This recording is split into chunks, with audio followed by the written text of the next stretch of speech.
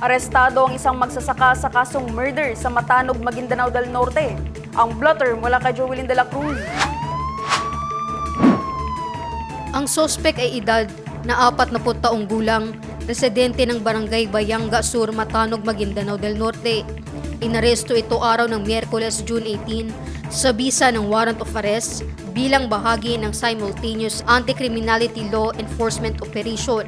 Ang warrant of arrest ay inisyu noong Enero 29, 2021 ng acting presiding judge ng RTC Branch 13, Cotabato City.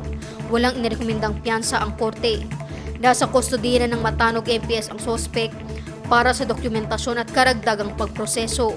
Jovelyn de la Cruz, iMinds, Philippines.